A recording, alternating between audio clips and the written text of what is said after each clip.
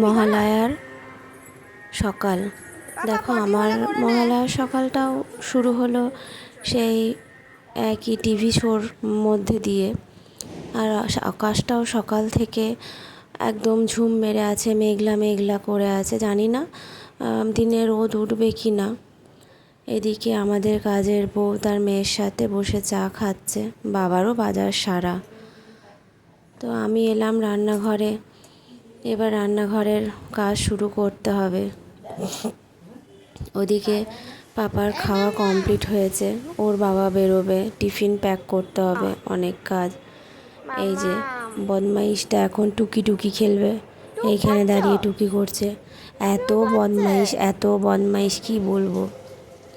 যাই হোক, আজকে মহালয়া, মাকে জিজ্ঞেস করলাম অনেকগুলো জামা হয়েছে তো, তাই আজকে একটা জামা পরেই দেবো নতুন। তো সেই জন্য একটা ওর বাবার জামাটা দিয়েই পরিয়ে দিচ্ছি, ওর বাবার জামাটা দিয়ে শুরু করছি আজকে। ওর বাবার জামাটা পরিয়ে দিলাম,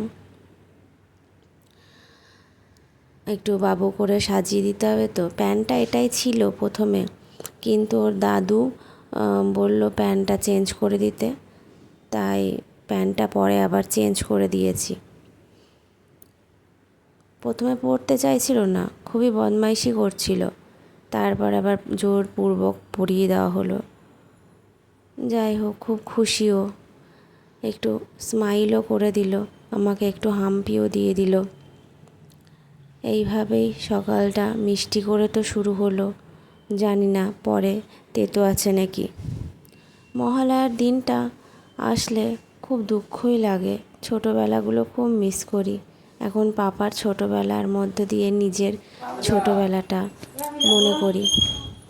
এই যে প্যান্টটা ওর জেম্মা দিয়েছিল আজ থেকে 2 বছর আগে, সেই প্যান্টটা এখন হচ্ছে, তো সেটা পরিয়ে দেওয়া হয়েছে।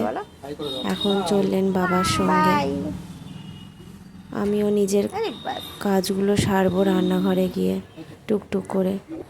মেয়েদের তো সেই রান্নাঘরেই দিন শুরু, রান্নাঘরেই দিন শেষ। যদিও সন্ধ্যের দিকটা আমার রান্নাঘরে শেষ হয় না, সন্ধ্যের দিকটা মাই সবটা করে। আমি এবার একটু মুড়ির তরকারি করে নেব, কারণ ভেবেছিলাম ঘুগনি করব, কিন্তু ঘুগনি করব না, একটু বাবাকে কুমড়ো আনতে বলেছিলাম, কুমড়োর তরকারি আর মুড়ি খাওয়া হবে।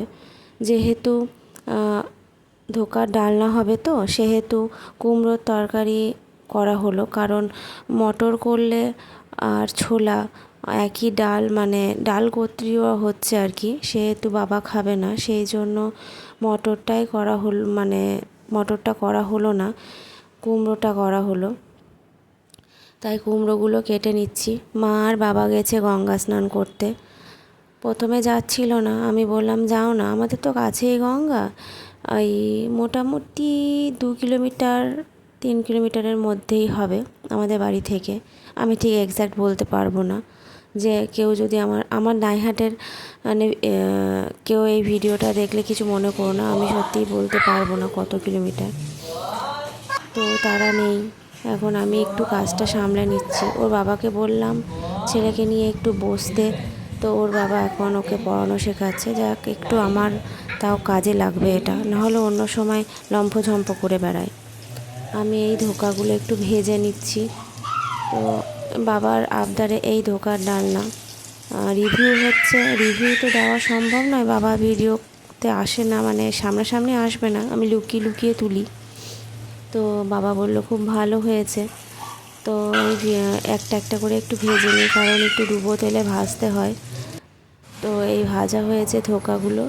বাবার তো এতটাই মানে দেখে লোভ লেগেছে, বাবা মুড়ি দিয়েই খেয়ে নিয়েছে, পরবর্তী আর স্টেপে যেতে হয়নি। আর একটু কুমড়ো ভেজে নিচ্ছি এই ছেলেটার ভাতে খাওয়ার জন্য। কুমড়ো ও যদিও অতটা মানে ভালোবাসে না, তবুও এবার কী দেবো, প্রতিদিন একই ভেন্ডি পটল, সেই জন্য একটু কুমড়ো ভাজছি।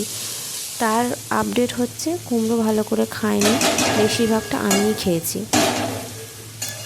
যাই হোক, এটাই হচ্ছে ব্যাপার। আর আজকে একটু ঘর ঝাড়া হবে। তো আমার মোস্ট ফেভারিট এই টেডি বিয়ারটা আর কি ওর বাবা পেরে দিয়েছে, আজকে ঘর ঝাড়া হচ্ছে তো পেরে দিয়েছে, তাই পাপা সেটা পেয়েছে হাতে।